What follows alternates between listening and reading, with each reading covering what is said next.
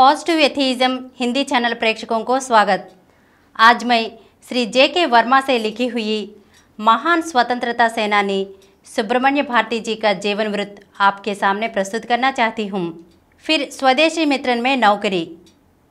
नवंबर 1927 में फिर से स्वदेशी मित्रन में उपसंदेशक के पद पर लौट आए। उन्हें 75 रुपये मासिक के वेतन पर नियुक्त कर दिया गया। जब वे पांडिचेरी में थे तभी इस समाचार पत्र के प्रकाशन पर लगा प्रतिबंध हटा दिया गया था। इसके बाद उनके कुछ पुराने लेख व कविताएं भी इस समाचार पत्र में प्रकाशित हो चुकी थी।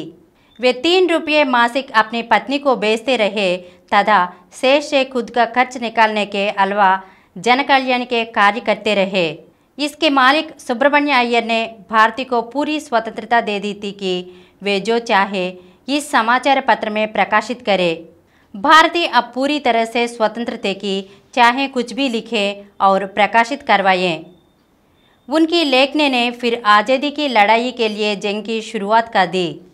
लगातार संघर्ष और मानसिक तनाव के कारण उनका स्वास्थ्य लगातार गिरता चला गया। उनके दिल में पीड़ा, आक्रोश और तनाव हर समय रहता था। यह सब उनकी रचनाओं में साफ तौर से झलकता था। उन्होंने एक बार लिखा, अगर दुनिया में एक भी आदमी भूखा है तो इस विश्व को नष्ट कर दो। उनकी इस टिप्पणी पर दुनिया भर में तहलका मच गया तथा तीखी प्रतिक्रिया हुई। भारती को एक क्रांतिकारी लेखक व कवि का दर्जा दिया गया। उन्होंने अपनी एक रचना में लिखा, मेरी भारत माता के 30 करोड़ चेहरे हैं परंतु शरीर और आत्मा एक हैं। यह 18 भाषाएं बोलती हैं लेकिन उनमें विचारों की अभिव्यक्ति एक हैं। भारती के काव्य के लोग दीवाने थे। जब भी उनका कोई काव्य संग्रह प्रकाशित होता उसे पढ़ने के लिए लोग लालायित हो उठते थे। उनके काव्य व लेखों को पढ़कर लोग इतने लालायित हो उठते थे कि भारतीय संख्या में आज़ादी की लड़ाई में कूद पड़ते। मातृभूमि को देवी के रूप में।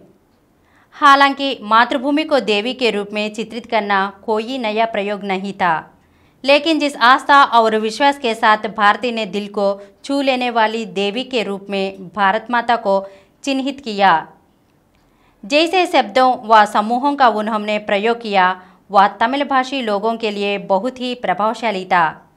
अनेक कवियों को इससे एक नई दिशा मिली। देश के भूखे, निराश व दरिद्र लोगों को भारती ने कुछ ऐसे ढंग से व्यक्त किया कि पढ़ने वाले का कलेजा हिल गया। भारत माँ के साथ हो रहे अन्याय को तथा भारतीयों पर अंग्रेजों द्वारा हो रहे जुल्मों सितम को उन्होंने खुलकर लिखा। उनकी एक कविता के अंश कुछ यूँ थे, यहाँ हजारों जातियाँ हैं लेकिन क्या अधिकार हैं विदेशियों को यहाँ घुस आने का। हम भले ही आपस में लड़े पर एक माँ की कोख से ही जन्मे हैं हम। अरे विदेशियों, हम अभिन्न हैं। भारती ने अपनी कविताओं में लिखा कि भाई भाई में अगर विवाद हो जाए तो बाहर के लोगों को यह हक नहीं मिल जाता कि वे उनके बीच के मामले में हस्तक्षेप करें। उन्होंने लोगों को संदेश दिया कि अगर आपस में एकता नहीं होती है तो हमारी शक्ति समाप्त हो जाती है तथा दूसरों को हमारे ऊपर राज करने का मौका मिल जाता है। अगले एपिसोड में सुब्रमण्य भारती के बारे में और कुछ अंशों को जानेंगे। धन्यवाद।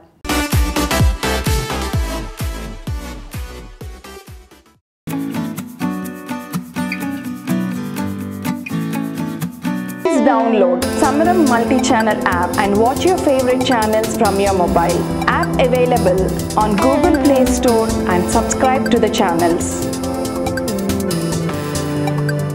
For more videos, please subscribe to this channel Positive Atheism and activate the bell icon.